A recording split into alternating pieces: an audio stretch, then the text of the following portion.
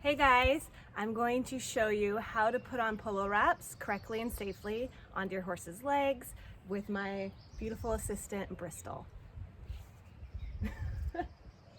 She's thrilled.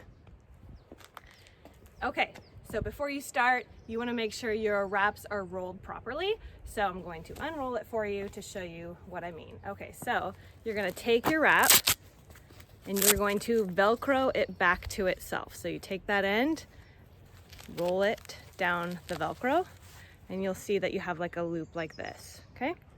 And now you're going to start your roll from here. Keep that all to the inside. So I'll show you what happens. I'm gonna get all the way to the bottom. All right, so it's all rolled. And so when you get to the bottom and you're going to wrap it around your horse's leg, you'll be taking it from this side, have the bulk of it on the outside. So when you go to wrap it around your horse's leg, I'll show you what I mean when I get there. Let's see. Horse's leg's a little easier than my arm, but I'm just gonna show you. So you get to the end and you'll be all the way to the Velcro like this, and then it just unvelcros and revelcros. So it makes it really easy and clean to get back to the Velcro, and you will not be backwards by the time you wrap it all. So that's a good handy tip. Make sure you roll it when you're done back to itself to fold it up again. Okay, so what you're gonna do is you're gonna take your polo wrap and you're going to line this up right inside the cannon bone, is where I like to start, kind of right below the knee. Place your left hand to hold the end there so it doesn't slip. And then you're going to work your way back towards their hind legs, never coming forward, because that can cause injury on the tendons. So you don't want to do undue pressure on the tendons. You're always going to go from the inside, start on the inside, and wrap your way back towards their hind end, putting the pressure across their cannon bone. So you're just holding it there, wrap yourself one time there, just kind of softly, and now you've got a good start because now it won't slip. You don't have to hold it really there anymore. And then you're just going to make yourself a good even distance all the way down to the bottom. So I'll show you how to do that. So you're gonna pull across the front gently and then just roll it across the back tendons. Pull, roll. And you just keep doing that all the way down, creating a nice even spacing, as you can see there. I will show you a little closer in a minute, but you just work all the way down that way, creating the pressure on the front. And then when you get down to the bottom fetlock, you're going to wrap it. You're gonna go slightly under it and come back up, and you'll see it creates this little V in the front. And then you're gonna work your way back up to the top, keeping that nice even distance and pressure.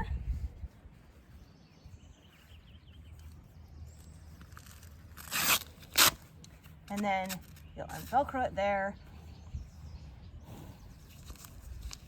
and make sure it's secure with the Velcro. And I just like to make sure everything's tucked in well and looks good there.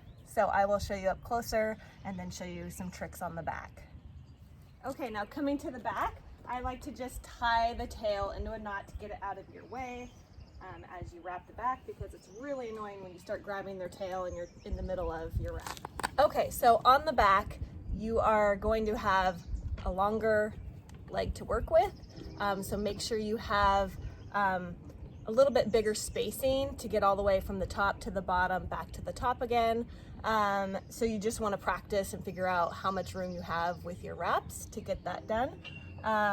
But basically the same thing. You're gonna hold it right there, right inside. There's a little divot from the cannon bone to the tendons. I like to hold it there for placement. And then I wrap the first one to get started. And there you go. Okay, so now we're on a roll. We can start pulling across the front, gliding around the back, and no pressure on the back tendons. You don't need to do any pulling, just do all your pressure on the front and then just roll it softly around. And you do want to make sure they're pretty snug. And as you come down to the bottom again, you're gonna go underneath. I'm gonna go do that again. Go under, come back up, and then you should have that little V there. You'll see it in the material. And then work your way back up. Make sure you have enough left. You might have to go bigger, spacing on the way up. But yes, you want it pretty snug, so while you're riding, they don't come loose, and it's actually protecting their legs. So there you go. There's how I do the back, and I will show you an up close just to see the spacing and every little detail. And if you're wondering, I went to Pony Club certified. Just kidding.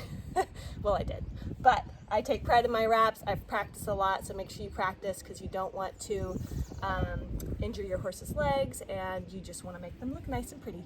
Okay, just to show you my spacing, you can see there's pretty much the same spacing on each of those sections as I went back up, securing the Velcro on the layer there. Here's that little V I'm talking about. As you get to the bottom and work your way around the fetlock, you'll see there is that little bit of a V there on the material. You can create that on every leg. And you can also go a little lower if you'd like. It's all preference on how low you go under the fetlock, but you can wrap it a little bit more than I did. But you want to always make sure you are below that knee. So there you have it. Nice, pretty wraps. Ready to go ride. Ready to go do some legs are protected, and she looks pretty darn good. And you can get all sorts of fun colors. I like white. I feel like it's classy and nice, but some days I'm feeling a little wild and I'll go blue or red, or just, you know, have some fun. There are no rules. Right, Bristol? You were a great assistant today.